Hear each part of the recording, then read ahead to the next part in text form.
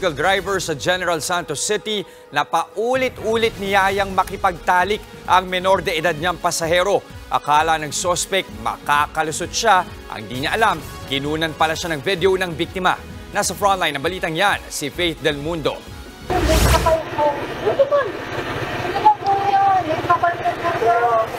Kaya ka. Kita kanindot ang experience na nakaulat. Dari na lang po Paulit-ulit ang pakiusap ng babaeng yan sa nasakyan niyang tricycle driver sa General Santos City nitong November 25. Hindi alam ng tricycle driver na kinukunan siya ng cellphone video ng pasaherong estudyante. Paulit-ulit na niyaya ng suspect ang biktima na makipagtalik sa kanya. Bakas naman sa boses ng dalagita ang takot habang nagmamakaawa. Ang tricycle driver ayaw pa ring tumigil sa pangungulit at nagpaikot-ikot sila sa mga kalsada. Ito niya kasi yung bata pa sa sa isang bahay, hindi na kasi hindi na kasi malaman ng bata sa sobrang trauma niya. Doon, tapos niyayaya siya na kahit sandali lang, tistingan daw siya, tistingan. Oo, nakipagtalik sa kanya. Bandang huli na kumbinsi ng estudyante ang tricycle driver na ihatid na siya sa pinapasukang paaralan. Inikot-ikot siya. May inintok pa tapos parang dinajaming-jamming siya na kung pwede daw, tikman yung driver. O, titry yung driver. Kaya medyo trauma yung bata, pero wala siyang magawa kasi tumatakbo yung tricycle.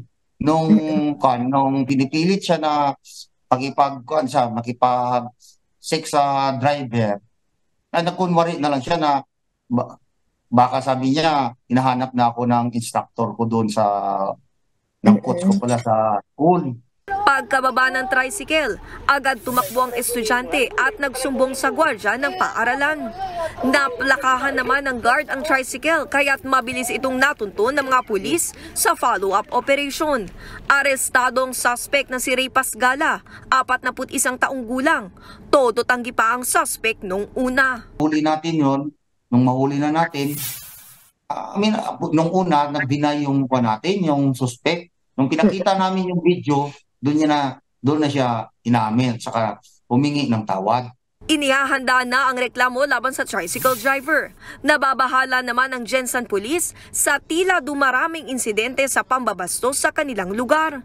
Madalas daw silang nakakatanggap ng reklamo na kinasasangkutan ng mga tricycle driver. Nitong November 22 nga, isang estudyante rin ang hinipuan umano ng isa pang tricycle driver sa lungsod. Dinala pa ng suspect sa isang bakanteng lote ang biktima na maswerteng nakatakas. Nitong linggo lang, isang pasahero naman ang muntik ng dalhin sa motel ng isa pang tricycle driver. Nakatalon lang daw ang biktima mula sa tricycle. Dito sa Gensan, nagmi-meeting na po regarding dyan kasi ang dami ng nabastos na mga estudyante. Saka unfortunately yung iba po na rape pa. Kaya paano talaga ito naging trending na yan dito sa Gensan. Kaya paigtingin ng Gensan Police ang pagronda sa lungsod. Pinayuhan din nila ang mga pasahero na hanggat maaari ilista ang plaka ng mga tricycle o iba pang PUV na kanilang sasakyan. Nagbabalita mula sa Frontline, Faith Del Mundo, News 5. Mga kapatid, Jess De Los Santos po. Iba na ang may alam at may pakialam sa panahon ngayon. Para sa tuloy-tuloy na balitaan sa Frontline kahit weekend, mag-follow at mag-subscribe sa social media pages ng News 5.